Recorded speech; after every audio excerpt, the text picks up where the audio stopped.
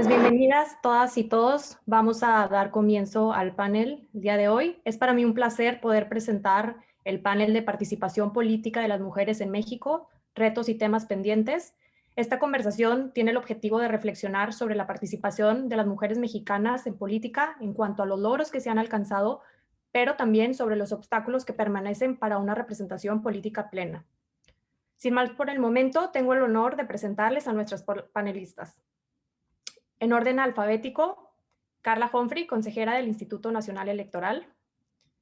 Patricia Mercado, senadora de Movimiento Ciudadano. Janine Otálora, magistrada del Tribunal Electoral del Poder Judicial de la Federación. Y Olga Sánchez Cordero, secretaria de Gobernación.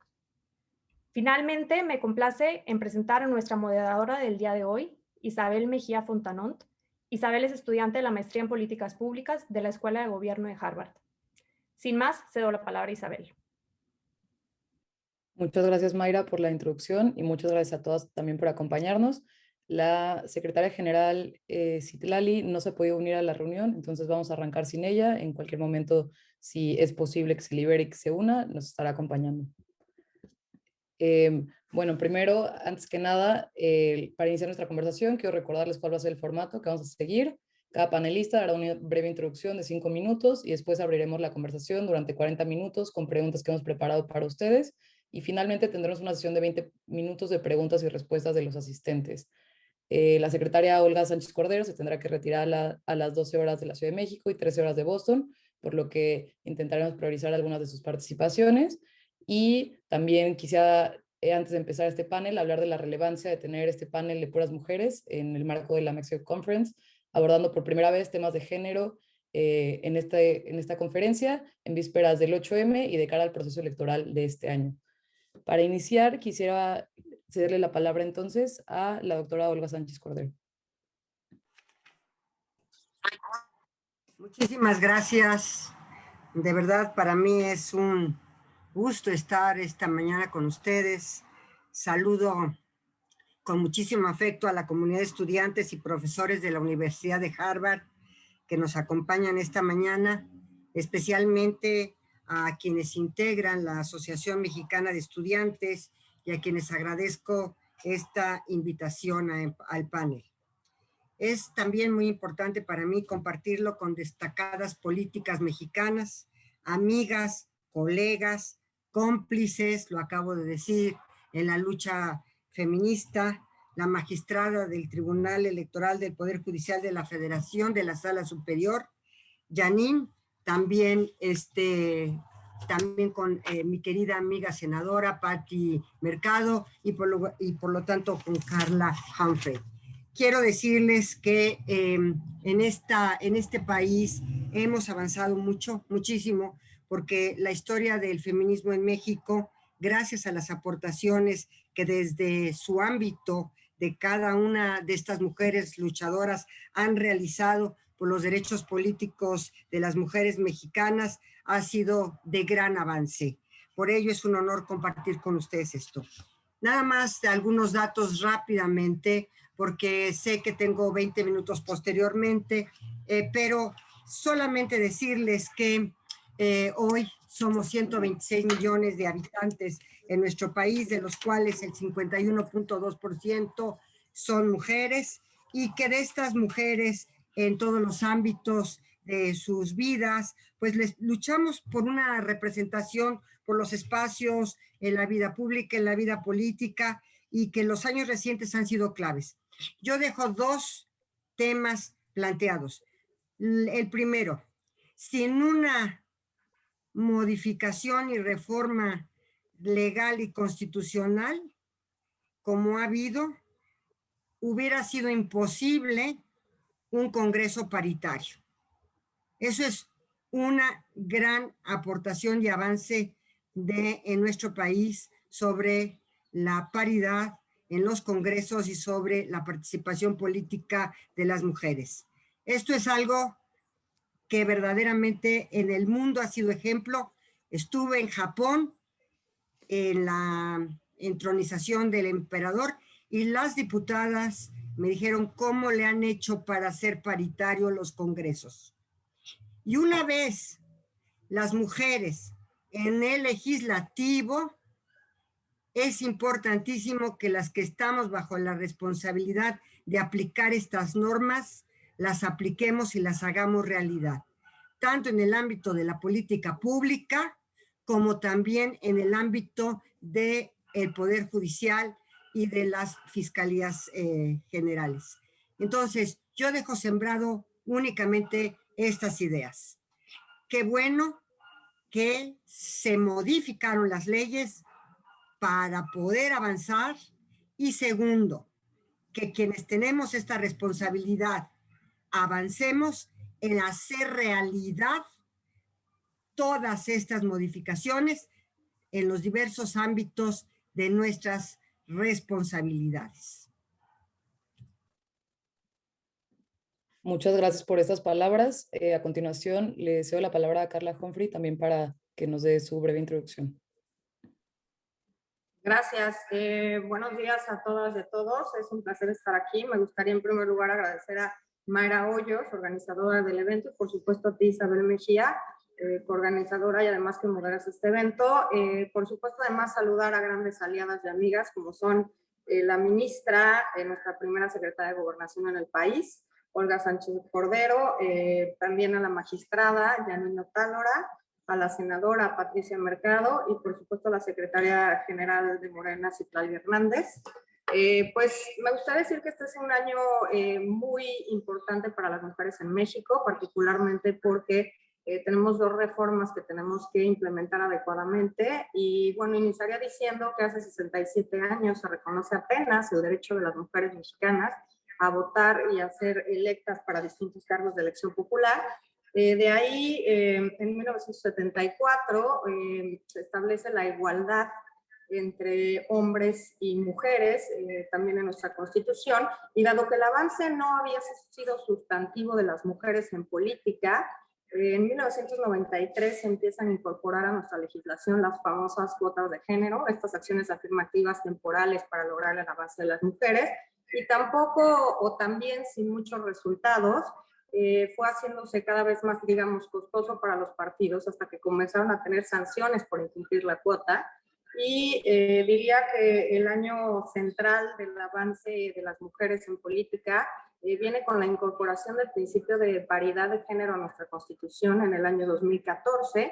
Eso logra a la postre el primer Congreso paritario, la primera legislatura de la paridad en la conformación de nuestro Congreso de la Unión en 2018. Y también, y como consecuencia de tener más mujeres en estos espacios, se logran dos cosas importantísimas. La ampliación de este mandato, de este principio de igualdad, porque ahora es aplicable en todos los niveles de gobierno, en todos los niveles del Estado, en la constitución de los organismos autónomos y también bajo los sistemas normativos internos. Y la segunda consecuencia muy importante para las mujeres que aplica también para este proceso electoral es que después de más de 40 iniciativas y muchos años, se logró la aprobación de un marco para combatir, para prevenir, atender, sancionar y erradicar la violencia política en razón de género, con una reforma que se publicó hace menos de un año, que modifica 8 distintas leyes, para dar este marco, estas vías de defensa para las mujeres, para presentar impugnaciones, quejas, denuncias, y que esos dos temas me parece que son centrales en este proceso electoral que estamos viviendo. Gracias. Muchas gracias, consejera. Seguimos con la senadora Patricia Mercado.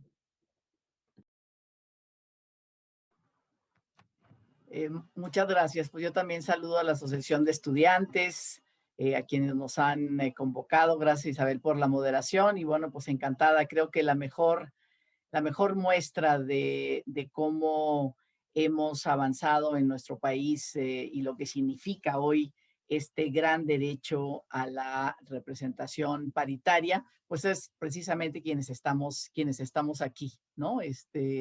La magistrada Yanine, que la saludo, la consejera Carla, que sin ellas y su fuerza y la fuerza de sus argumentos y para que en estas elecciones absolutamente todos los partidos políticos, todas las coaliciones tuvieran que ofrecer en todos los puestos digamos, esta representación, estas candidaturas paritarias en algo, por ejemplo, que en el Senado y en el Congreso de la Unión no habíamos ganado. O sea, nosotras legislamos paridad en todo, pero no ganamos las gobernaturas, que también la oferta partidaria fuera paritaria en las gobernaturas de los estados, independientemente, digamos, de los diferentes análisis que pueda haber jurídico sobre el tema, pero nosotros no la habíamos ganado, o sea, no logramos ese acuerdo en el Congreso. Sin embargo, precisamente por este marco, ¿no?, que decía la ministra Olga Sánchez Cordero, o sea, el tema de que vamos avanzando en la legislación y eso obliga,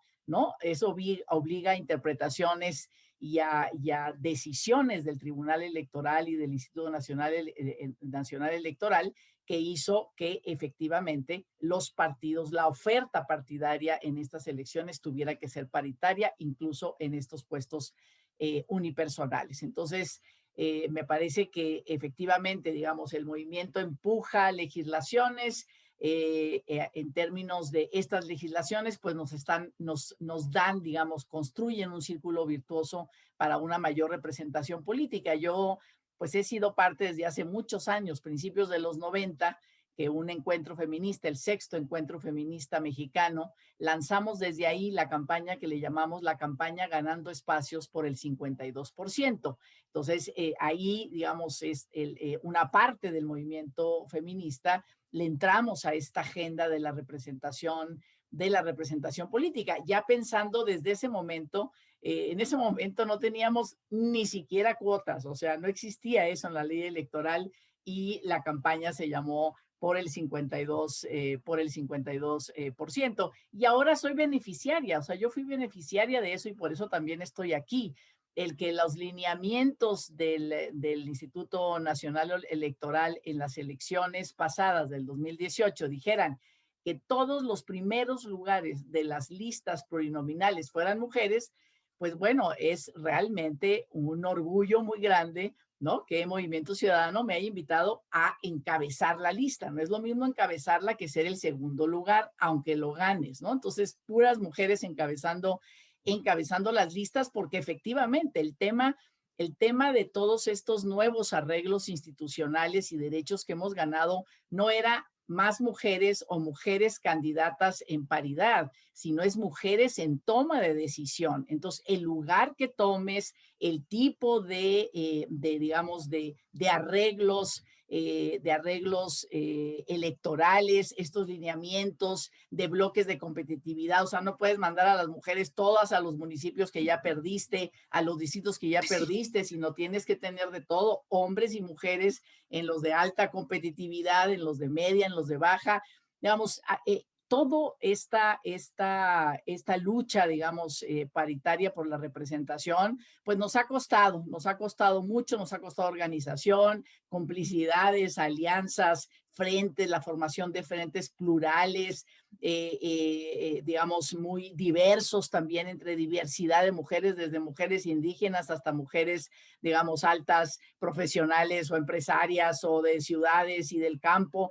Hemos hecho estas estrategias, estos grandes frentes, y bueno, pues ya después cada una en su contexto, en su organización, partido, comunidad, pues hace uso de esos derechos, y no solamente hace uso, sino que podemos hacerlos judicializables, ¿no? Que es un poco lo que se ha dicho de la lucha de las mujeres. No nada más las hemos ganado por organización, por acuerdos, por luchas específicas, por legislaciones, sino también a punta de sentencias. O sea, realmente estas mujeres como Yanine, ¿no?, que han llegado obviamente, como siempre, y con esto termino, ¿no?, como son las acciones afirmativas, no son favores, son reconocimientos a las capacidades de las mujeres y que tenemos que estar en los espacios de toma de decisión, pues han hecho en la historia del Tribunal Electoral, también del Instituto Nacional Electoral, pues una historia de resoluciones y de sentencias a favor de este principio democrático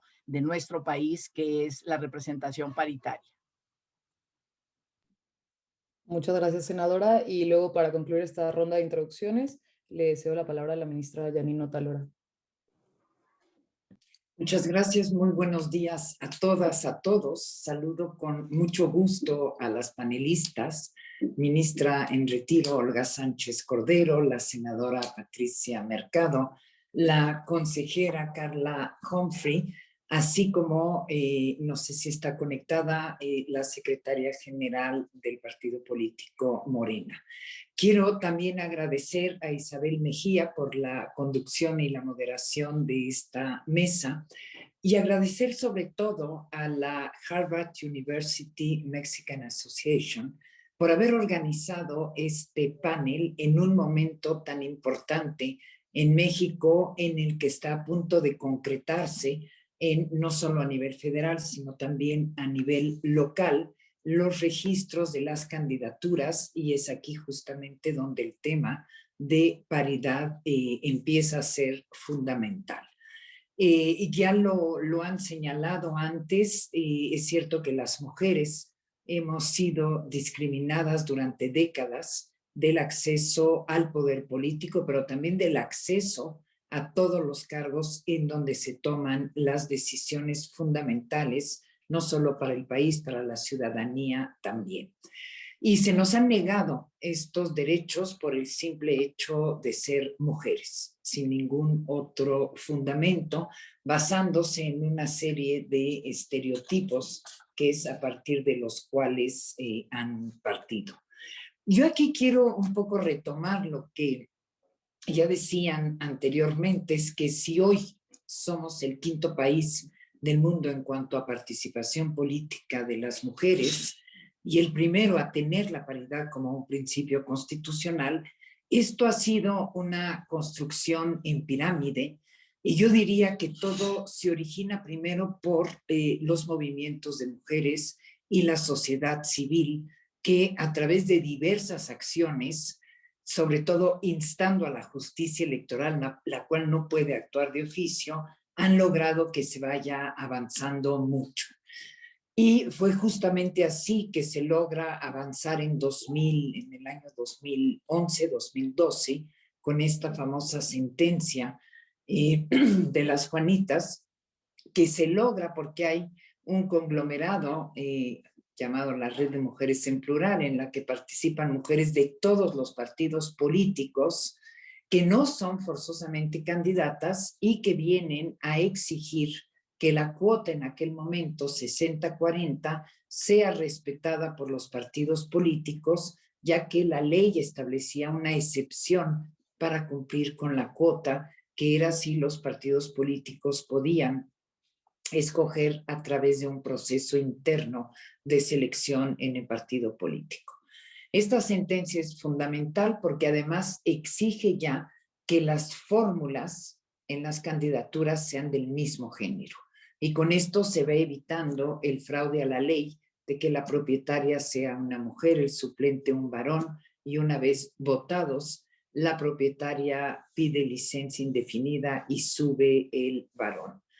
Y esta sentencia tan importante fue la que dio de alguna manera una pauta a esta reforma constitucional de 2014 para poder establecer la paridad en las candidaturas a legislaturas. No se logró en aquel entonces, y las senadoras que estaban en ese momento lo podrán decir, extender esta paridad al ámbito municipal. Entonces fue ahí donde intervienen tanto los organismos públicos electorales locales, que fue el caso del de Morelos, ordenando el cumplimiento de una paridad horizontal y vertical. Con la paridad horizontal es que 50% de las candidaturas a las presidencias municipales sean mujeres y el otro 50% varones. Esta decisión es confirmada por Sala Regional en aquel entonces, posteriormente Sala Superior, y es ya una jurisprudencia que ya también finalmente es en ese trabajo conjunto entre el órgano administrativo electoral, el órgano jurisdiccional, el Congreso y la sociedad civil, que hemos logrado hacer esto poco a poco para llegar así al 2018, en que ya lo señalaba Patricia Mercado, se toma la gran iniciativa por parte del Instituto Nacional Electoral de que las listas estén encabezadas por mujeres, porque obviamente al estar siempre encabezadas por varones, eso reducía el número de candidatas votadas. Esto ya pasó a estar en la ley, hoy en día ya está, se da la paridad en todo y queda fuera el tema de las gubernaturas al ser cargos unipersonales y aquí, bueno, creo que será el tema siguiente, pero justamente de un trabajo en el Instituto Nacional Electoral con la consejera Humphrey y posteriormente del tribunal que logramos esta gran avanzada para las gubernaturas. Aquí dejaría la introducción. Muchas gracias.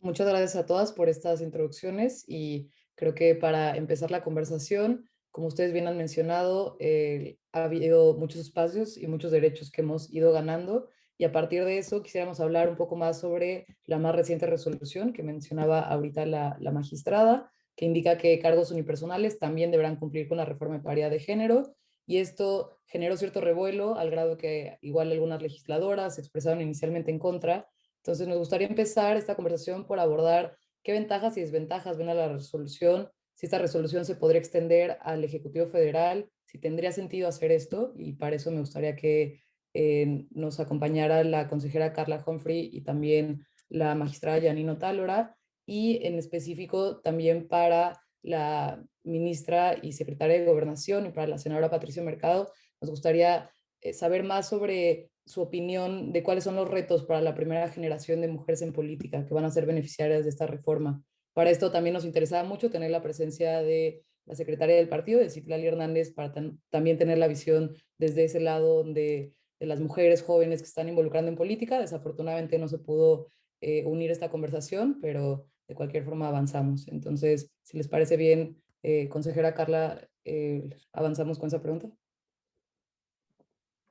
Claro, bueno, creo que todo parte de la ampliación del principio de paridad en nuestra Constitución, que ahora, desde el punto de vista de las y los consejeros electorales o de la mayoría que propusimos esta por el Consejo General, un principio constitucional que maximiza derechos de la ciudadanía puede ser aplicado de manera directa y por tanto uno de los primeros debates que tuvimos nosotros por la pandemia, los 4 nuevos consejeras y consejeros, pues llegamos a fines de julio del año pasado. Sin embargo, comenzamos a estudiar el tema de paridad en gubernaturas. En primer lugar, me gustaría decir que en nuestro país hemos tenido solo 7 gobernadoras electas y 2 interinas, 9 en total. Por tanto, ahora claro que si hubiésemos pretendido aplicar el principio de paridad, como se llamó la reforma paridad total, hubiéramos tenido que obligar a los partidos políticos a que postularan 15 mujeres en las 15 gubernaturas.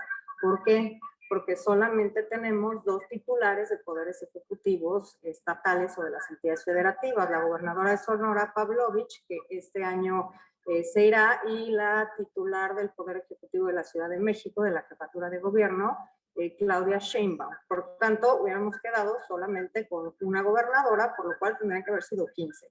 La aplicación estricta de ese principio mandaba o mandataba que hubieran sido postuladas puras mujeres para las gubernaturas. Comenzamos a hacer un análisis de cómo podíamos entonces establecer este principio de paridad respecto a estas 15 gubernaturas en juego. Y ahí analizábamos primero, establecimos bloques de competitividad para que los partidos políticos no postularan a las mujeres solamente en aquellas entidades en las que su votación era más baja. También pensamos en dividir entidades federativas, 8 y 7, para obligar en estas a que mujeres solo contendieran con mujeres. Sin embargo, pues la complicación de dividir entidades, ¿cómo lo hacíamos? Por el Producto Interno Bruto, por las personas inscritas en el padrón o en el listado, por si habían tenido ya gobernador alguna de esas entidades. Y la verdad es que siempre lo digo, pero el tema de los derechos de las mujeres y el combate a la violencia política queda muy bien en los discursos de todos los partidos políticos y de la mayoría de la ciudadanía, pero a la hora de implementarlos, pues las estructuras patriarcales son muy difíciles de romper.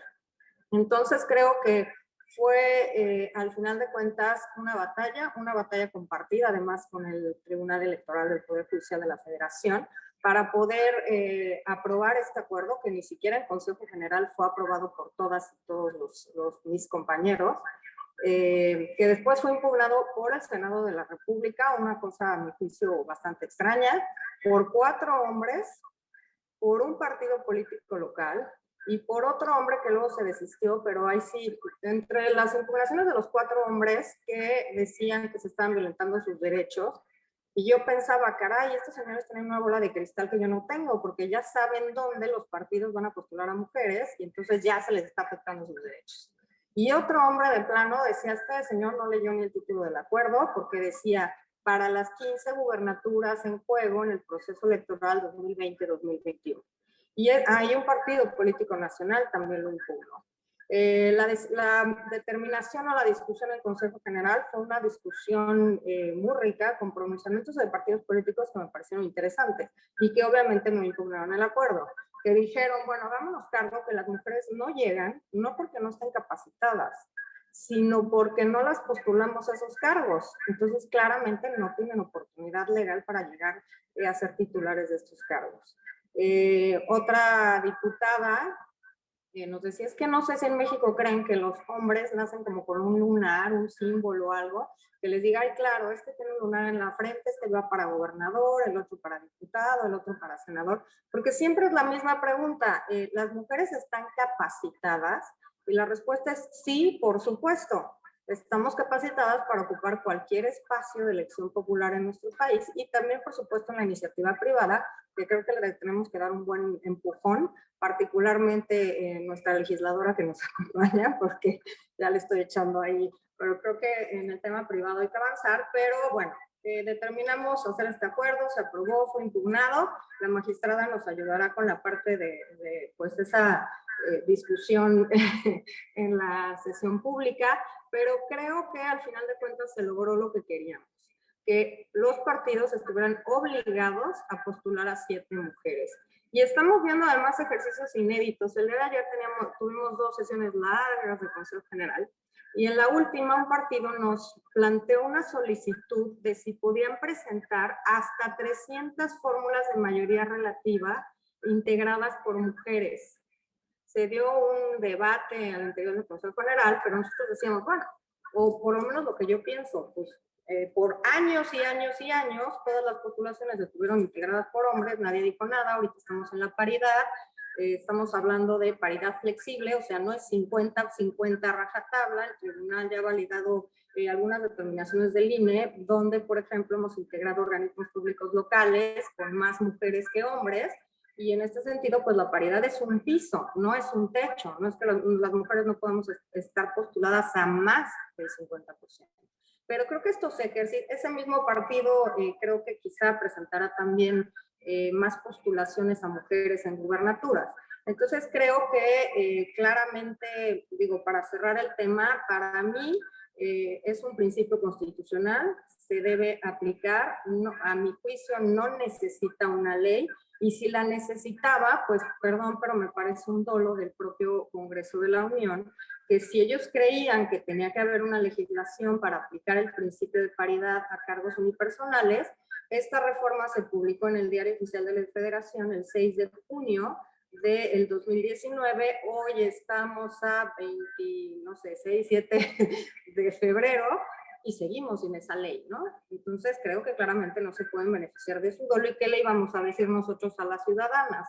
No, espérenme, porque es que todavía no está la ley y entonces todavía nosotros no les podemos garantizar el ejercicio de sus derechos hasta que el Congreso regule o establezca la ley de la materia. Entiendo que esto es un caso interpretable, discutible claramente, pero esa fue, digamos, la esencia con la que se diseñó este acuerdo del Consejo General que aprobamos en octubre, noviembre del año pasado. Y sí creo que cuando se trata de maximizar derechos, no podemos esperar a que las leyes vayan al mismo paso. Y creo que logramos 2 cosas con este acuerdo. Genera que los partidos obligaran postularan a 7 mujeres de manera obligatoria, y además, por el otro lado, obligar a las legislaturas de los estados y al Congreso de la Unión a emitir las leyes para regular el acceso a los cargos unipersonales, como se trata de la gubernatura.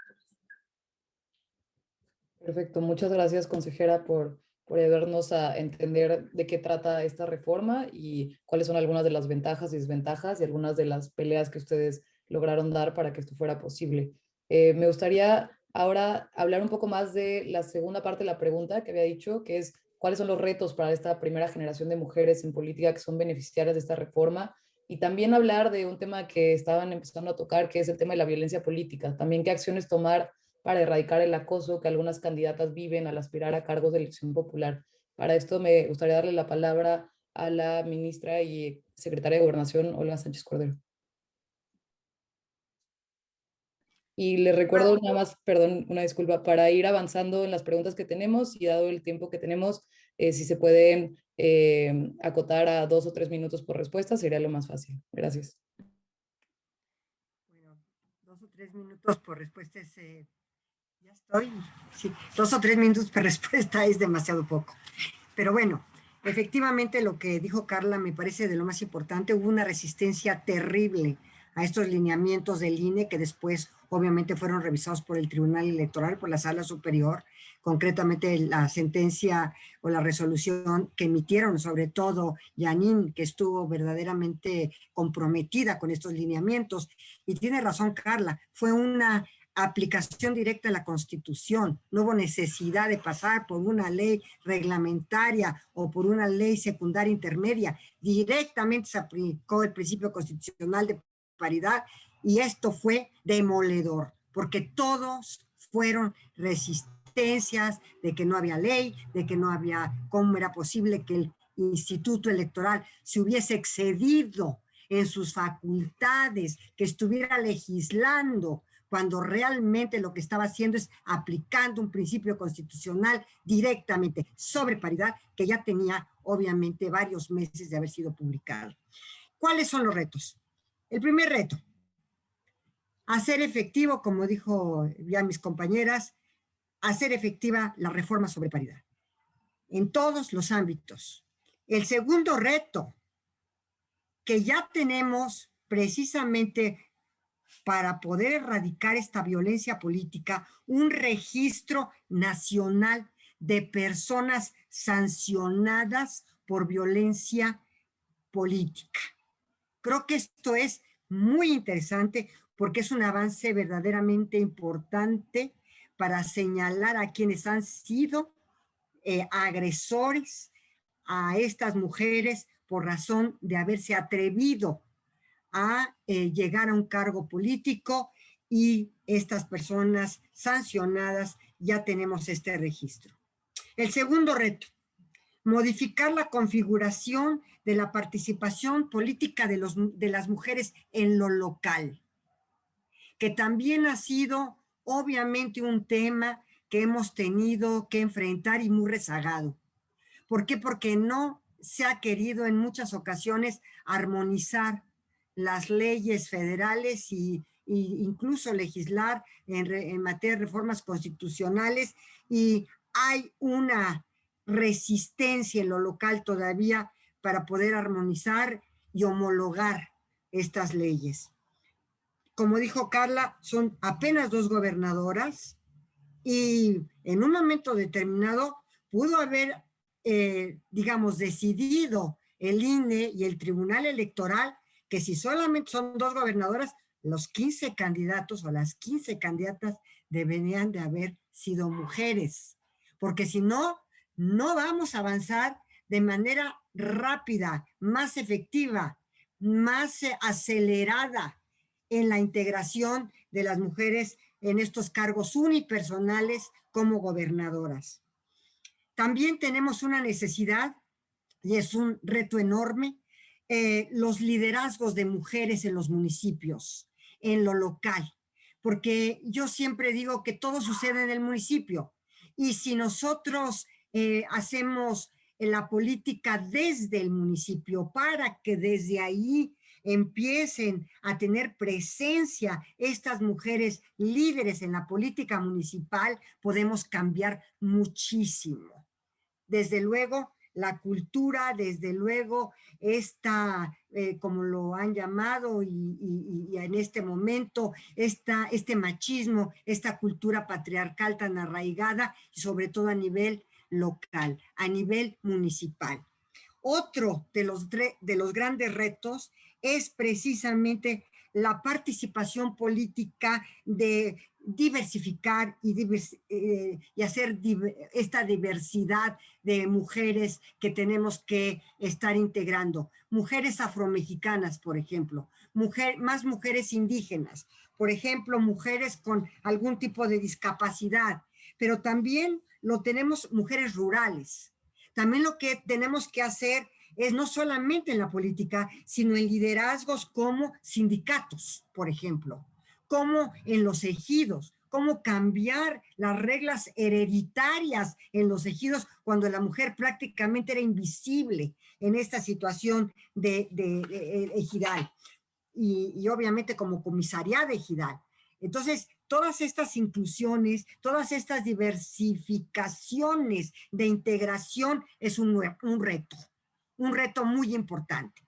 Otro reto muy importante es la desigualdad en el ingreso, porque sabemos que todavía tenemos una diferencia en el ingreso de menos del 30, más o menos el 30% entre el ingreso que tienen los hombres y el ingreso que tienen las mujeres. Y desde luego también el reto de que muchas más mujeres estén en empresas privadas como consejeras de los consejos de administración o inclusive como las CEOs en estas empresas, que ahí sí estamos muy atrasadas. Muy atrasadas. Entonces, la desigualdad en el ingreso, la pobreza, para poder participar políticamente en libertad, ¿no? Y rechazar todos estos mitos.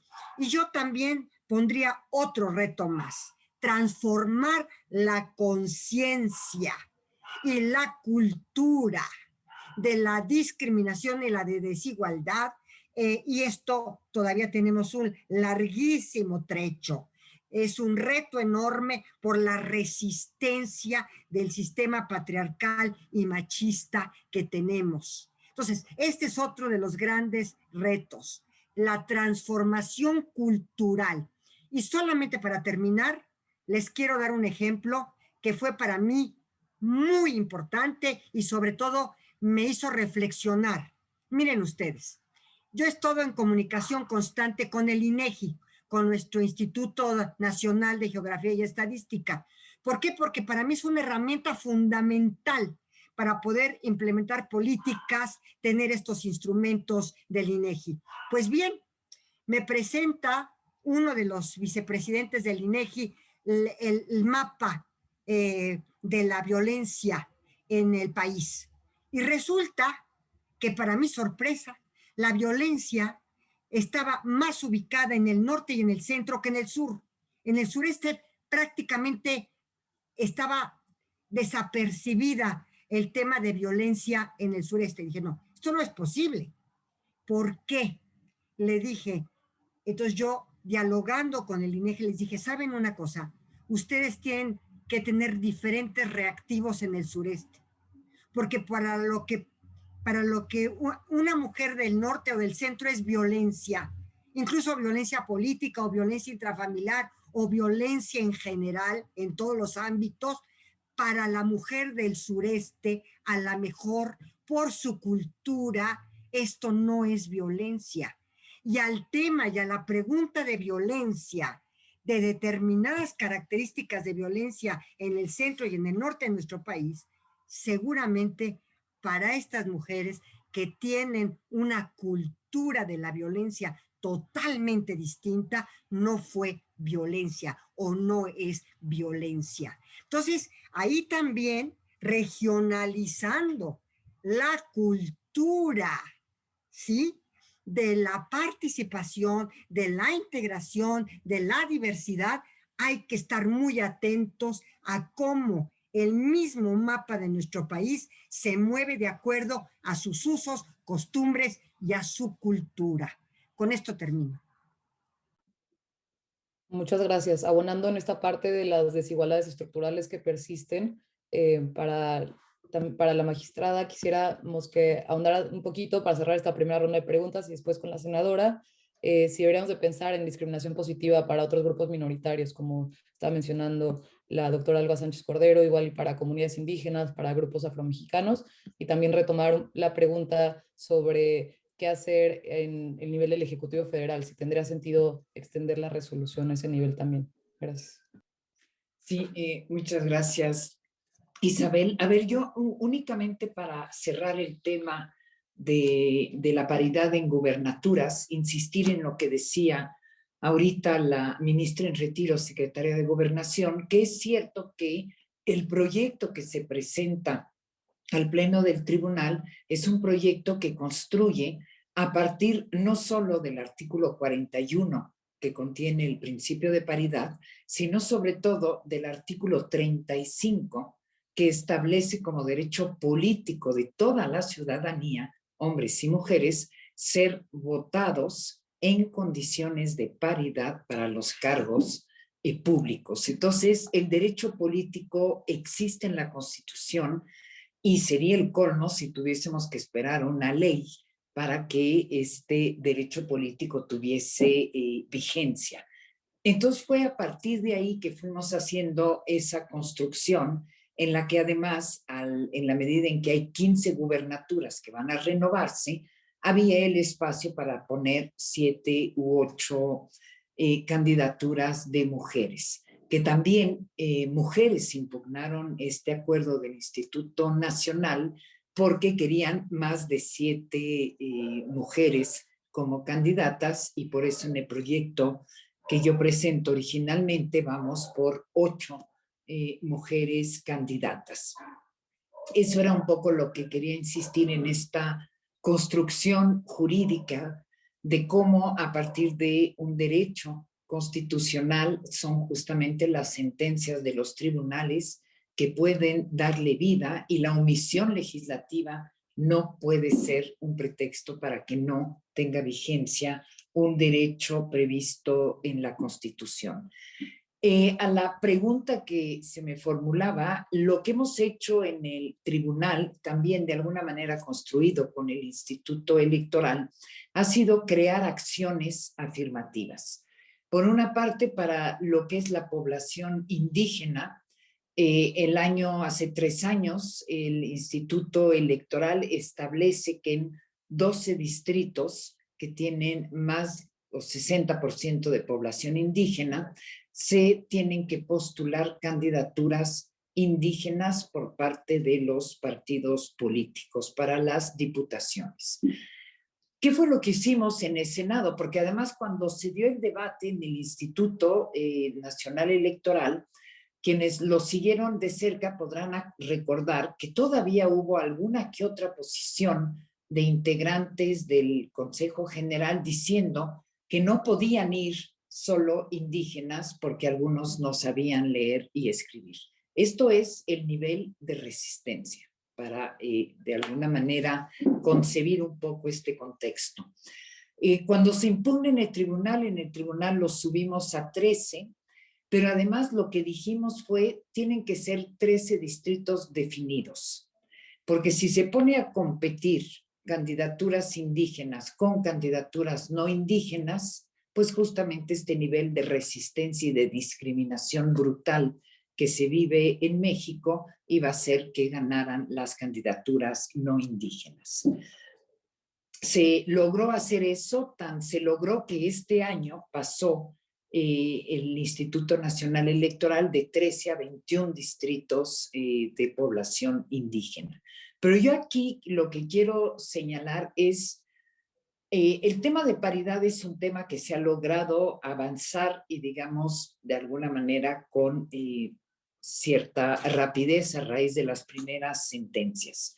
Pero en estos temas en los que ya debería finalmente de estar legisladas las curules para candidaturas indígenas, la legislatura no ha modificado la ley en ese aspecto. Pero bueno, eso es para candidaturas indígenas. Hemos también ordenado a los partidos que reserven 2 espacios para personas con discapacidad en este proceso electoral que viene, 2 espacios para las personas del grupo de la diversidad sexual y de género.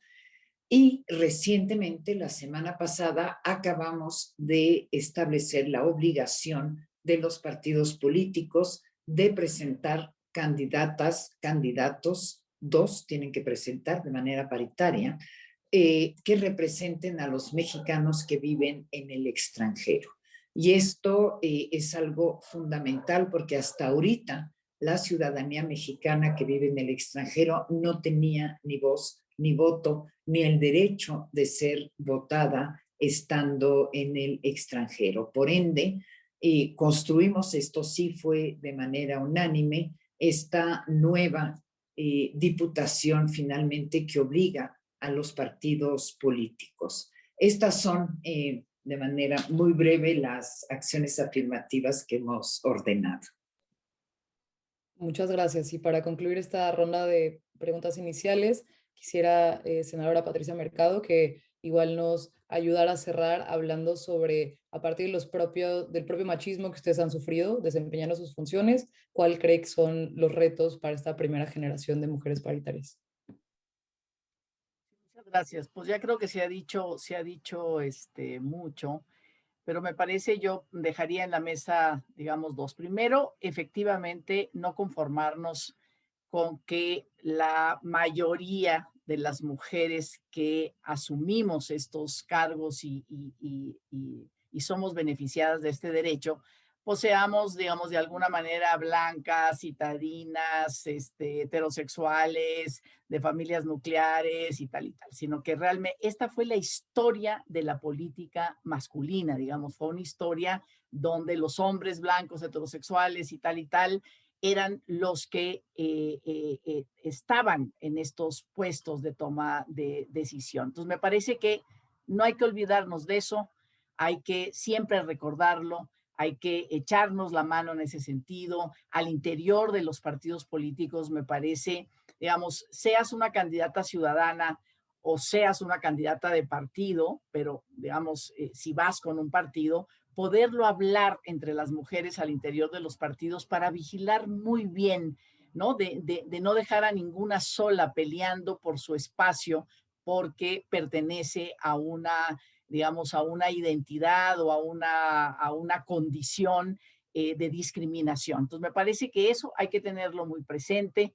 Y ocuparnos de esa representación diversa entre nosotras, ¿no? Y empujar en este sentido esa diversidad. Eso me parece muy importante como un cambio en el quehacer político, ¿no? Como un cambio en la manera que llegamos a estos espacios de toma de decisión. O sea, ¿cuáles son los pendientes o cómo esta nueva generación y las que vienen bajo las reglas bajo las reglas de paridad entramos a la política? Pero de verdad hay una feminista italiana, Alessandra Bocchetti, que dice, hay que sentirnos extrañas siempre. O sea, esas reglas no las construimos nosotras, las hemos ido cambiando nosotras, pero no las construimos. Entonces, entrar a la toma de decisión sintiéndonos extrañas, es decir, no acomodándonos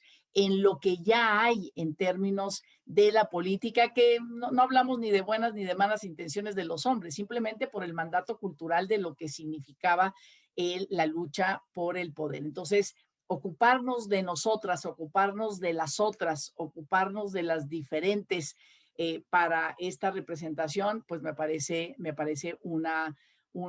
digamos, un pendiente, algo que tenemos que hacer. Y 2, esto también de no ocuparnos, estamos entrando las mujeres a estos espacios de toma de decisión, pero se está quedando casi intacta las responsabilidades del cuidado y del trabajo doméstico en las mujeres. Entonces, ¿qué hacemos las mujeres que llegamos a estos espacios? Contratamos a otras mujeres para que realicen las labores de cuidado y de trabajo doméstico que nosotras dejamos de hacer, pero finalmente no cambiamos el sistema. Este sistema patriarcal que efectivamente nos da este mandato a las mujeres. Entonces entramos un poco, pero dejamos a esta mujer, bueno, esperemos cada vez más una mujer que por lo menos es contratada con derechos y con reconocimiento y con buenos salarios, pero finalmente no cambiamos eso. Me parece que lo que está en la mira para esta generación, y lo estamos haciendo, me parece, y termino con eso, me parece que la reforma constitucional que se hizo en Cámara de Diputados, que se votó de manera unánime, pero que fue empujada por las mujeres en paridad, o sea, este 50% de diputadas que reformaron la Constitución, el artículo 4, para reconocer el derecho al cuidado, los derechos de quien cuida, y que el cuidado es una responsabilidad del Estado, es decir, ya no de las mujeres, es una responsabilidad del Estado. Esta reforma constitucional que ya llegó al Senado, me parece que va en el camino de este cambio de paradigma, es decir, estamos haciendo lo que nos toca, esta primera generación digamos, de legisladoras paritarias, de no solamente decir paridad en lo público y en lo político, sino la paridad en lo privado y, por supuesto, sobre todo, no solamente una nueva distribución de los trabajos de cuidado y el trabajo doméstico entre los hombres y las mujeres, sino también, digamos, esto de la responsabilidad del Estado, porque también la reforma constitucional en el 73 le dio la instrucción al Congreso para que haga la ley general para un sistema nacional de cuidados. Entonces, eso me parece muy importante, ¿no? No olvidar nuestra diversidad y realmente entrar y construir de nuevo alianzas, así como las construimos para tener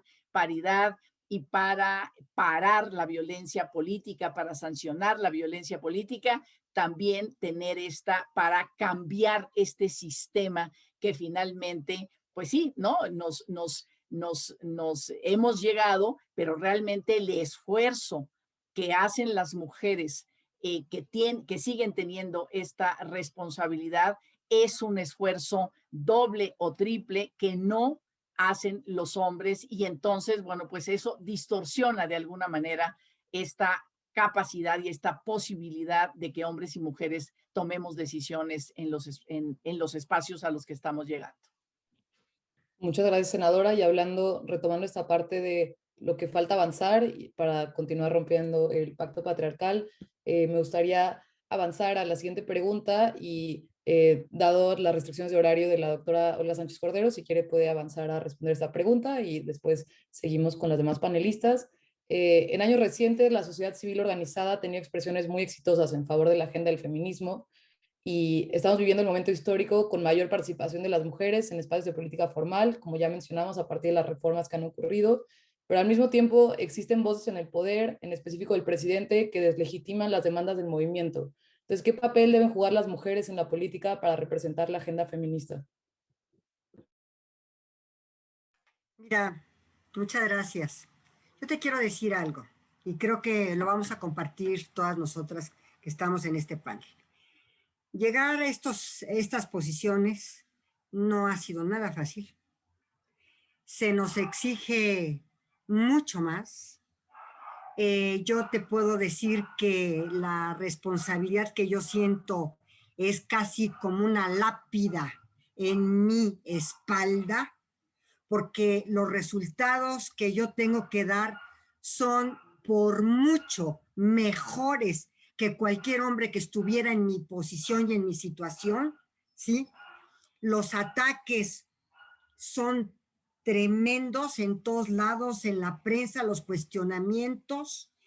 Creo que hemos puesto, cuando menos yo en lo personal, mi mejor esfuerzo, mi mejor asset para poder avanzar, y sin embargo siempre hay por qué no se hizo mejor, por qué no tuvo esta atinada política. Mira, yo quiero compartirles a ustedes lo difícil que ha sido para mí ser secretaria de Gobernación.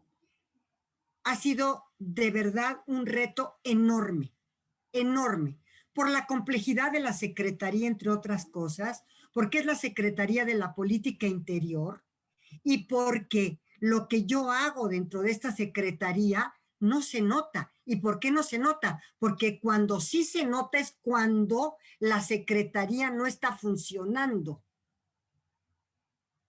¿Sí? O sea, atender todos los problemas y conflictos políticos en el país mientras se atiendan, pues en realidad, ¿dónde está la Secretaría o dónde está la secretaria? Ah, pero cuando surge algo que efectivamente no está debidamente atendido, ah, ¿y dónde está la secretaria para atenderlo? Cuando recibimos la secretaría, no había articulación en ninguna política pública para atender violencias. Desde que yo llegué a la secretaría, hemos estado articulando semana con semana todas las acciones de gobierno para atender las violencias, ¿sí?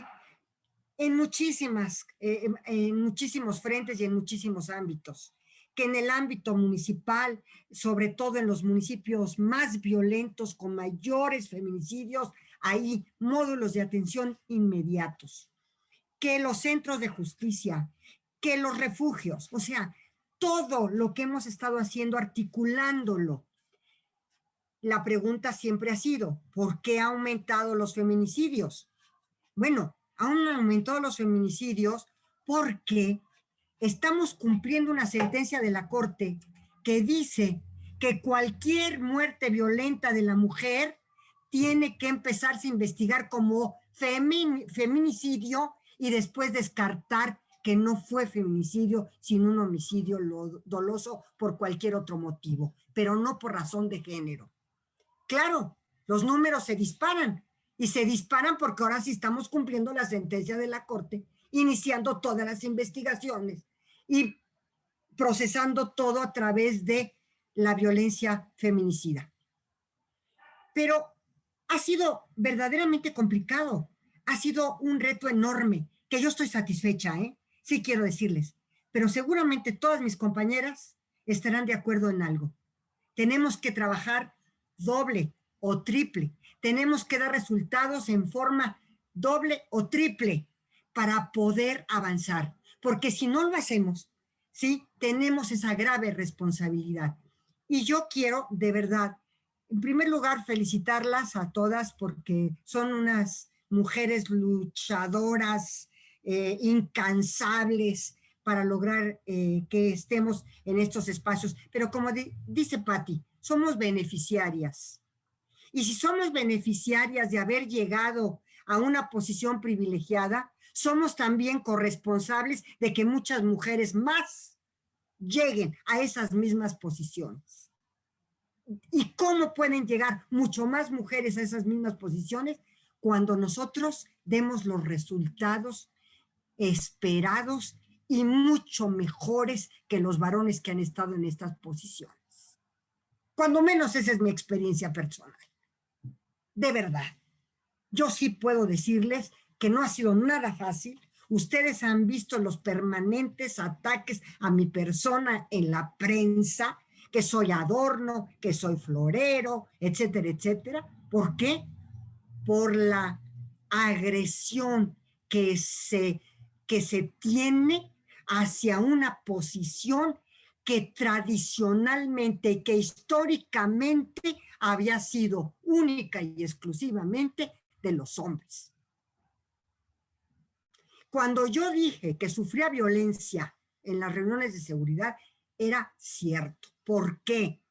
Porque se hacían grupos de puros hombres, estaba yo la única. ¿Y saben quién me volteaba a ver? Nadie. Antes de que llegara el presidente, ahí estaban cuchicheando todos, ¿verdad? Menos yo.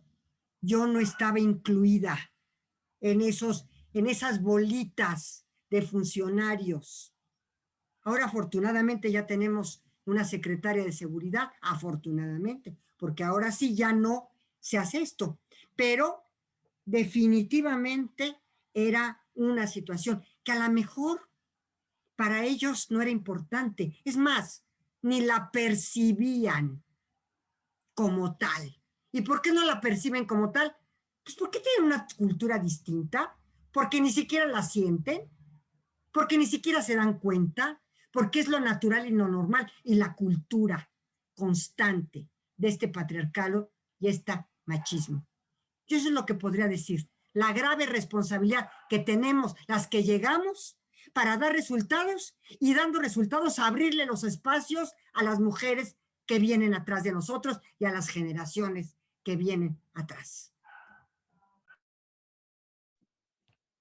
Muchas gracias por estas palabras y por también ocupar estos espacios, y creo que todas aquí la admiramos y respetamos mucho su trabajo. Gracias. También sé que se tienen que ir ahora, así que si se tienen que retirar, no se preocupe y la acompañamos. Gracias. Bueno, si les parece bien, seguimos 10 minutos en respuesta a esta pregunta. No sé quién quisiera retomarla igual sobre cómo nos toca ocupar estos espacios para seguir avanzando la agenda para las generaciones que siguen, para que siga avanzando la agenda feminista en nuestro país, y de ahí abrimos algunas preguntas que ya me están llegando de los espectadores. ¿Les parece bien? ¿Hay alguien que quiera tomar la pregunta? Carla. Me quedé con una cosa que dijo la secretaria de Gobernación, y creo que por eso hacemos tanto énfasis, luego hasta nos critican con el los y las consejeras, los y las, porque hay que evidenciar que faltamos en esos espacios, y es incluso con base en lenguaje incluyente, en que hasta a algunos y a muchas personas les moleste si está bien o mal dicho, que hay que abrir esos espacios y evidenciar la violencia.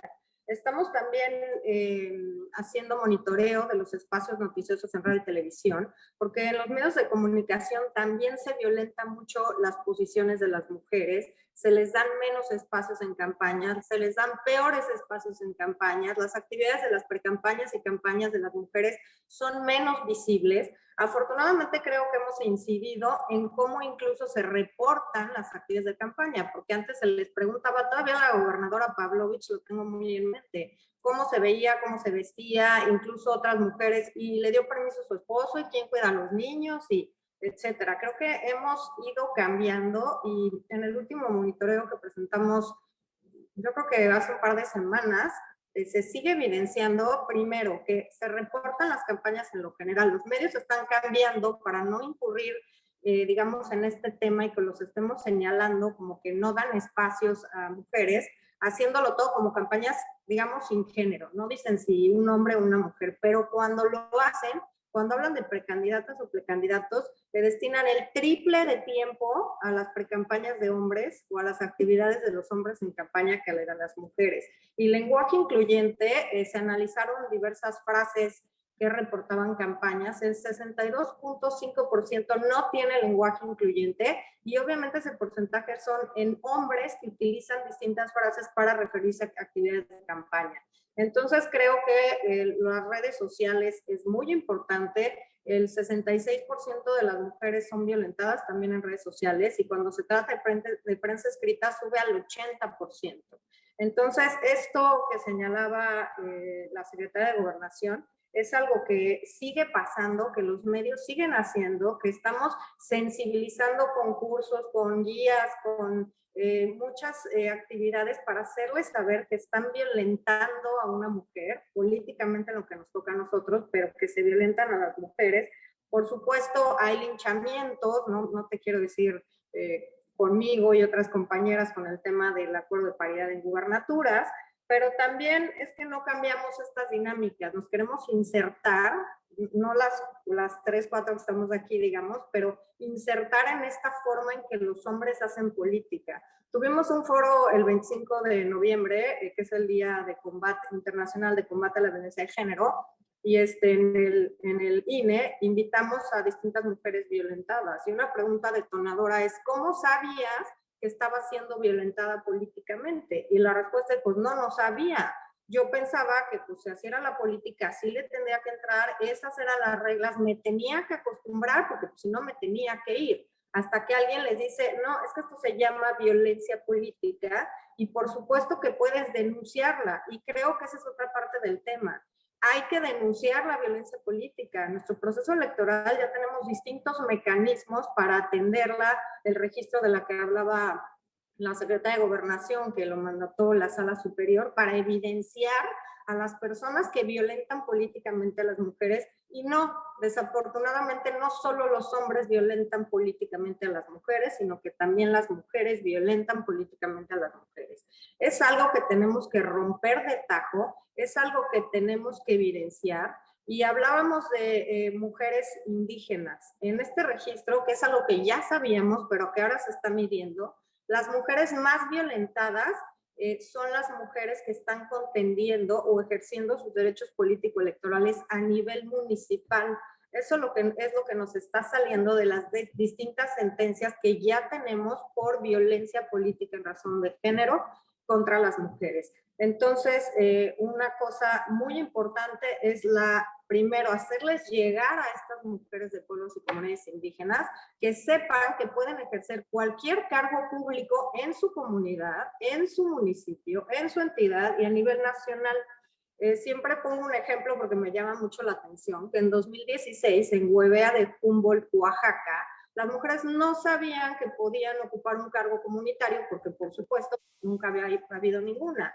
Hasta que empiezan a movilizarse mujeres, llegan hasta la sala superior, que además la magistrada Yanino Tálara siempre ha abierto camino, digamos, en este tema de la protección y la defensa de los pueblos y comunidades indígenas, y abriendo este camino es que ellas pudieron votar e integrar sus órganos comunitarios. Entonces, primero hay que hacerles saber que tienen estos derechos y después darle las herramientas para defenderlos.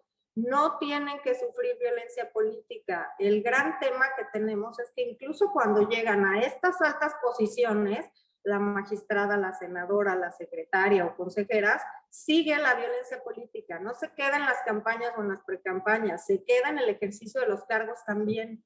Entonces hay que denunciar, hay que evidenciar. Y una cosa que me pasó cuando tuvimos distintas reuniones con partidos políticos, legisladores, que además cuando se empezó a hablar de este tema del acuerdo de paridad en gubernaturas, nos pidieron una reunión legisladores a la que solo fueron hombres, ¿no? Entonces, intentando pues ver por qué no habían invitado a mujeres, pues alguna me dijo, no, es que nos prohibieron meternos en ese tema. ¿Qué quiere decir? Que la violencia política, aún siendo senadora de la República, en estas inercias partidistas es te saco de la comisión, ya no vas a presidir esto, ya no vas a ser secretaria en esto, y entonces seguimos con esta violencia, y las mujeres además que no lo evidenciamos, pues seguimos cayendo en este juego patriarcal de que así tienen que ser las cosas. Cuesta mucho trabajo, hay muchas inercias que romper.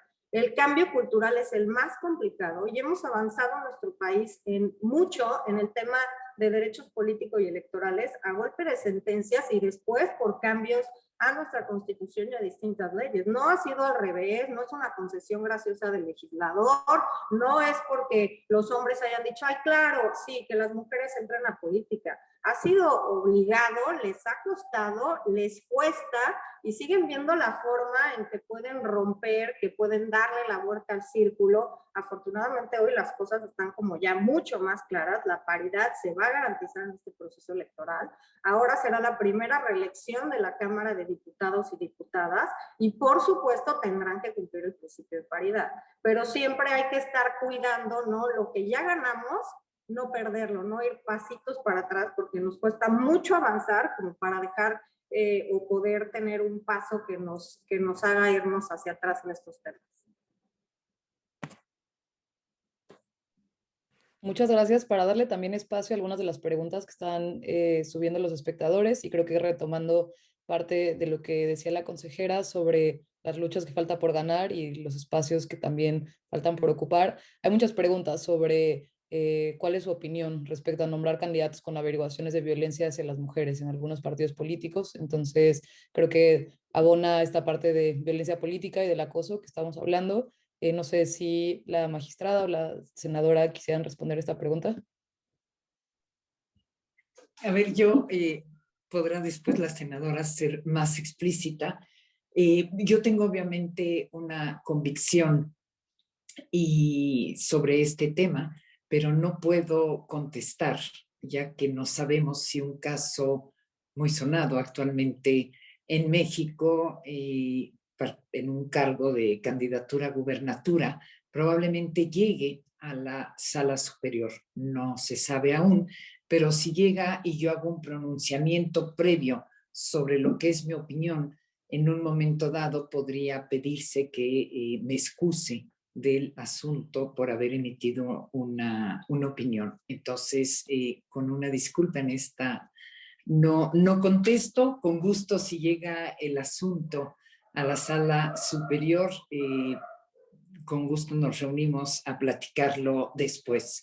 Y yo aquí únicamente quiero, para completar el tema que decía la consejera, es que sí es cierto que no es que por el hecho de ser mujer se va a trabajar a favor de las mujeres, en efecto, pero el que haya una legislatura paritaria, esto sí hace que la manera de ver el mundo, la manera de trabajar de las mujeres se traduce finalmente en iniciativas de ley.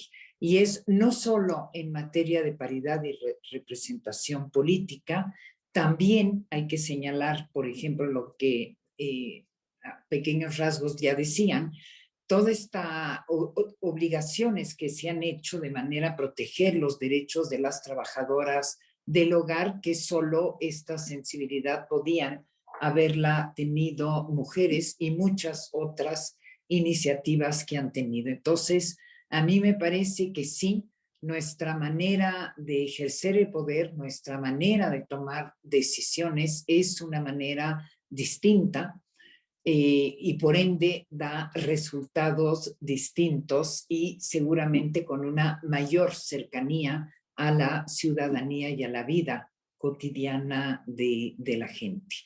Y únicamente para cerrar el tema de violencia, quiero recordar que como el tribunal fue construyendo el tema de violencia política hacia las mujeres, fue en el año 2017 en el que se estableció, porque hay un requisito en la Constitución, por más que parezca arcaico, el requisito ahí está, es que se tiene que tener un modo honesto de vivir. Bueno, este es un requisito de 1917, sigue todavía ahí, pero finalmente, en mi opinión, es un concepto sumamente peligroso, porque quien lo aplica lo puede aplicar en cualquier sentido, restrictivo como beneficioso. Pero por el momento ha sido aplicado de manera beneficiosa, considerando que los hombres que ejercen violencia política hacia las mujeres ya no tienen un modo honesto de vivir. Hasta ahí dejaría la respuesta. Gracias. Muchas gracias. Le deseo la palabra, senadora. Bueno, creo que hay mucha inquietud. Yo también estoy viendo las preguntas sobre el caso del candidato a la gobernatura de Guerrero, Salgado Macedonio, que está pues, digamos, denunciado por 5 mujeres, 6 mujeres, 2 de ellas, la denuncia es por violación. Y me parece que independientemente de que, digamos, el requisito para para que un partido y el Instituto Nacional Electoral no acepte a un candidato es que haya una sentencia, ¿no? Pero bueno, ya conocemos toda la historia, ¿no? Ahí tenemos que hacer los partidos políticos, y en este caso el partido político de este candidato tendría que hacer una valoración en el sentido de lo que significa para las mujeres la denuncia, ¿no? Es decir, estamos sin duda en un nuevo momento, donde claramente las mujeres se van a sentir mejor, más arropadas, van a poder encontrar a otras que las apoyen para poder hacer denuncias, pero eso es, digamos, muy, muy reciente. Por lo general, el acoso, la violencia, la violación, el delito sexual, pues se vive muy solitariamente por parte de las mujeres y sabemos todo lo que eso significa. Entonces, independientemente de esto, sí me parece que, digamos, los valores éticos de cada uno de los partidos políticos, valores que tienen que ver, digamos, con pues, nuestro marco constitucional, que cada vez es más acorde, digamos, a la no discriminación, a la igualdad y todo lo que esto significa, pues me parece que, digamos, el principio básico en este momento, y el movimiento feminista lo ha planteado de muchas maneras, es se le tiene que creer a las mujeres. el asesinato de mujeres, el feminicidio, es porque una mujer llega a un centro comunitario, dice, me está sucediendo, y la dejan ir. Y luego llega a un ministerio público y dice, me está sucediendo esto en mi casa, y la dejan ir. Y ya la próxima vez, pues te la encuentras asesinada, te la encuentras en un basurero, porque nadie le creyó finalmente. Eso no lo podemos permitir. Simplemente ya el sistema, todo el sistema de justicia, incluidas la justicia intrapartidaria, tiene que tomar en cuenta, digamos, esto para decidir ¿cómo es? Idoneidad de los candidatos, ¿no? No es un tema de si cometió delito o no, es idóneo no en el sentido de cómo está reaccionando, digamos, la comunidad a su candidatura, y en este caso el movimiento feminista y el movimiento de mujeres. Creo que no hay diferencia. Las propias mujeres del partido Morena, digo, ayer 500 mujeres simpatizantes, militantes, dicen, esto no puede ser, ¿no? Entonces, pues yo creo que si la pregunta es qué pensamos, yo creo que todas pensamos, digamos, que hay que creerle a estas mujeres, y como una respuesta ética, una respuesta de justicia por parte del partido al que corresponde, es retirar a este candidato y que siga, digamos, su proceso de enfrentar estas denuncias. El propio candidato ya de varias maneras sabemos que no se quiere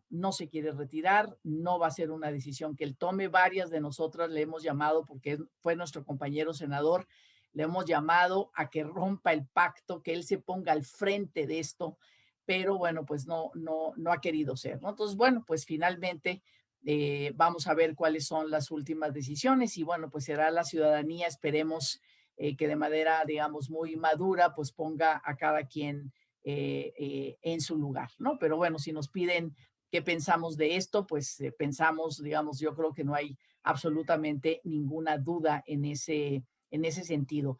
Y yo quería también plantear el tema de estos compromisos que tenemos las que hoy estamos en representación por paridad, y las generaciones que vienen. Las que hoy yo les hablaba de esta reforma constitucional para legislar todo el tema del cuidado y romper esta división sexual del trabajo, ¿no? Donde los hombres a lo público, a lo productivo, al dinero, tal, y las mujeres al trabajo no remunerado, de cuidados.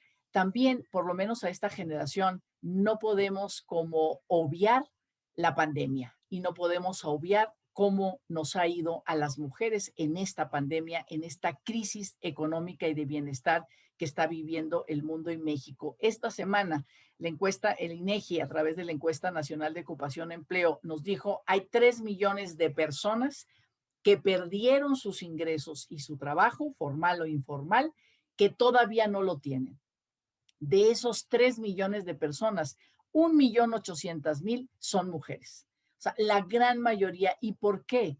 Pues porque están cuidando a personas contagiadas convalecientes, a personas que están contagiadas, y por supuesto todo el tema de los niños y niñas. Las mujeres, muchas mujeres están, digamos, el confinamiento puede significar que se queden ahí.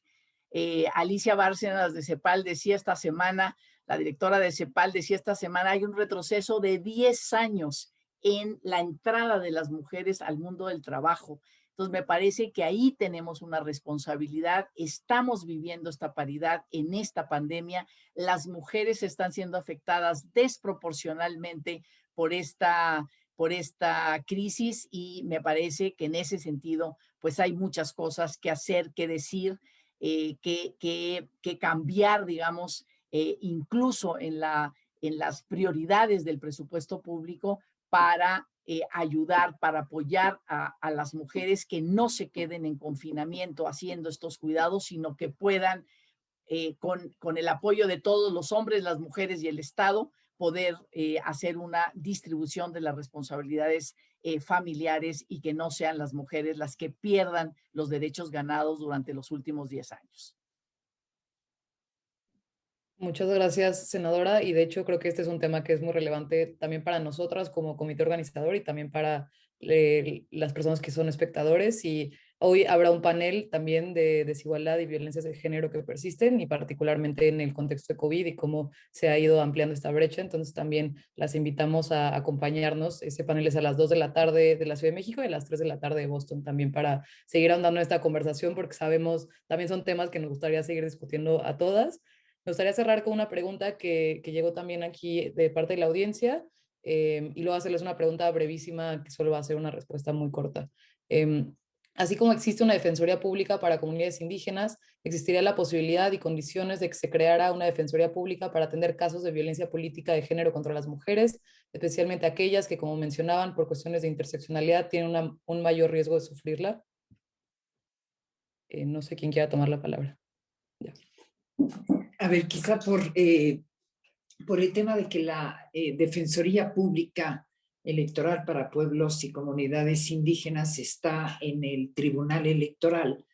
Y sí es cierto que por disposición normativa esta defensoría solo puede intervenir para mujeres u hombres también que se autoadscriban indígenas. Entonces sí se está trabajando para ver si de qué manera podría ampliarse esta defensoría también para el caso de mujeres víctimas de violencia política de género. Yo sinceramente soy más de la opinión de que debería ser de entrada una defensoría pública electoral únicamente, ya sin especificar qué casos va a atender o no va a atender, porque cuando se tienen 4 días para interponer una demanda, se requiere un nivel de profesionalización sumamente alto y por ello sí hay elecciones en las que uno ve que podría haber algo que les diera la razón, pero que no está debidamente planteado. Entonces, en un afán de un acceso a la justicia, me parece que eso es algo muy importante, ya sea a través de una creación de algo mucho más ambicioso o ya de plano asociándose con el Instituto Federal de Defensoría Pública. Gracias. Yo aquí, si me permites, Isabel, te diría que también estamos planteándonos un tema similar en el INE, pero digamos, estamos analizando el tema, pero también estamos creando estas guías de qué es la denuncia política, cómo denunciar, quiénes son los responsables, incluso formatos de denuncia, porque sí queremos fomentar tanto la denuncia como el litigio estratégico de estos casos, porque nos parece vital denunciarlos, desde lo más pequeño que puede ser una broma hiriente hasta obviamente el último caso que es un feminicidio.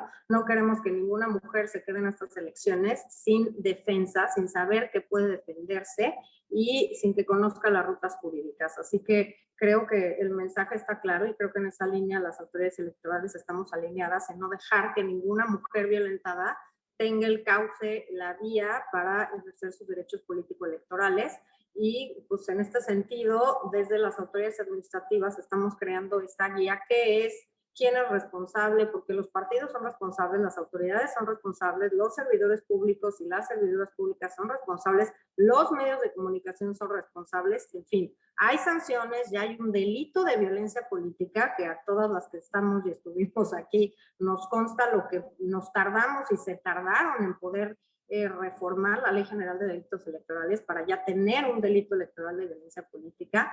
Entonces, creo que el mensaje es, ahora sí pasan cosas, ahora sí puedes perder una candidatura, hacer que no te registren, etcétera. Y pues tenemos que tener también a la mano digamos, contexto de que las mujeres no tienen acceso a una justicia pronta y expedita, de que no hay sentencias en muchos casos, digo, el caso muy famoso es el caso límite, digamos, pero hay muchos otros casos en los que tampoco hay sentencias, se alargan los juicios, se quedan las denuncias pues en el cajón de los olvidados, entonces que también hemos sido incluso motivo en la Corte Interamericana de muchos casos y muchas sentencias porque no se protegen los derechos de las mujeres, porque no hay sentencias condenatorias, incluso a pedir perdón del Estado mexicano, medidas de reparación. Entonces creo que también este contexto hay que tomarlo en cuenta Y yo te diría que nuestra 3 de 3 contra la violencia, esta declaración que parte de redes de la organizaciones de mujeres retomadas por legisladoras de todos los partidos y que en el INE también lo establecimos en los lineamientos que tienen que seguir los partidos políticos para combatir la violencia política en razón de género. Hay que repensar este mecanismo. Claramente, pues con el asunto de una sentencia ya vimos que no estamos saliendo, lo vamos a tener que repensar. Senadora, no sé si quiere dar su perspectiva de los partidos. No, sí, digo, estoy de acuerdo con la magistrada y con la consejera, ¿no? En el sentido de esta defensoría, creo que habría que plantearlo. Yo creo que todavía nos falta mucho, ¿no? O sea, como que, bueno, hicimos el acuerdo legislativo, como dice la magistrada y la consejera, pues no solamente el acuerdo legislativo, lo que ahí no se resuelva, nosotros lo resolvemos por estos grandes derechos constitucionales. Entonces, pues me parece que, y me parece que hay muchas cosas que arreglar al interior. O sea, ¿qué es, digamos, cómo garantizamos la democracia al interior de los partidos políticos, ¿no? Que estén claras las reglas de promoción y ascenso, cambiar los tiempos, ¿no? O sea, es decir, que los partidos respeten la institucionalidad, los tiempos de la política. Los tiempos de la política y los espacios de la política no pueden ser los bares y cantinas y las horas de la vida cotidiana, porque si se toman decisiones en política en horas de vida cotidiana, las mujeres no vamos a estar porque estamos todavía, digamos, en esta transición y en estas responsabilidades, y además porque ni nos gusta, es decir, sí disfrutamos también, ¿no?, de otro tipo de placeres de la vida, y no solamente al entrar a la política el 100% es el quehacer político, pero eso implica reglas del juego internas que garanticen esos cambios en los tiempos, ¿no? Hace muchos años también las italianas hicieron a principios de los 90, o sea, ya es tiempo, porque llevamos más de 20 años, hicieron, no, 30, ¿verdad? Una ley que se llamó la ley de los tiempos de la vida y del trabajo, y bueno, hacían otra sociedad, ¿no? Otra sociedad en términos de esos tiempos, de esos nuevos tiempos para la vida, y creo que, bueno, pues ya está hoy aquí, y son de las cosas que también tenemos que ver. Los partidos son entidades de interés público, no son empresas privadas, y se rigen y tienen que regir, digamos, para garantizar el gran derecho de la ciudadanía a la participación política. Muchas gracias, y para cerrar también respetando su tiempo y el de los espectadores, quisiéramos que nos compartieran de forma muy breve, y no tiene que ser nada muy articulado, pero cuáles son sus planes para este 8 de marzo. No sé quién quiere empezar. Pues si quieren, pues hay marcha, con toda la sana distancia, esperemos ir a esta marcha, pues o sea, con eso iniciamos la campaña electoral. ¿Qué queremos? ¿Qué queremos las feministas? ¿Qué queremos las mujeres? Que en esta próxima campaña electoral los candidatos, las candidatas se comprometan con nuestros derechos. Yo creo que es un buen momento para esta movilización y todo lo que va a suceder este 8 de marzo. Yo, si hay marcha, pues ahí estaré. Gracias. Bueno, en el INE estamos organizando un evento junto con el Tribunal y Mujeres, la Corte, Gobernación, legisladoras y mujeres también de estas redes articuladas, porque queremos escucharlas, ver cuáles son las medidas en que podemos tener esta acción conjunta para la defensa de mujeres. Y también por ahí, pues una entidad federativa que ya está planteando la paridad en gubernaturas, que me parece pues importante empezar también a contribuir en avanzar, si es que esa era la ruta. Pero pues también de seguir escuchando, ¿no? Porque las formas de violencia también van cambiando, ahora van a ser más en redes sociales, mediáticas, la pandemia ha elevado el contexto de violencia también familiar, así que en ese contexto tenemos que diseñar estrategias para que las mujeres se postulen a la mitad de estos 20.292 cargos de elección popular que estarán en juego el próximo 6 de julio. Así que creo que lo importante es seguirnos articulando con organizaciones legisladoras, todas las mujeres en donde estemos, para seguir avanzando, apuntalando y avanzando juntas en los derechos de las mujeres en general y en los que nos toca a nosotros político y electoral. Sí, a ver, obviamente habrá una serie de actividades, tanto en el ámbito político electoral, tanto del instituto como del propio tribunal, pero me parece que lo más importante es que tiene que ser un día que marque la articulación de todas las mujeres justamente para defender a las otras. Obviamente en el ámbito político electoral se entenderá a qué me refiero, y que eso me parece fundamental para que el 8 de marzo ese tema esté, esperemos, resuelto y la articulación haya funcionado de manera excelente. Gracias. Bueno, de nuevo, reiterar nuestro agradecimiento a todas. Muchas gracias por acompañarnos y también a que sigan la conversación. En media hora inicia el siguiente panel, que es un panel acerca de migración y de identidad cultural en México y en Estados Unidos, de los dos lados de la frontera. Entonces, esperamos que nos puedan seguir acompañando. Y muchas gracias, magistrada, consejera y senadora, por participar en este espacio y también toda nuestra admiración a su trabajo diario. Gracias. Gracias, Isabel. Gracias a todas. Consejera, Nos vemos magistrada. pronto, Dios. senadora. Muchas gracias. Gracias.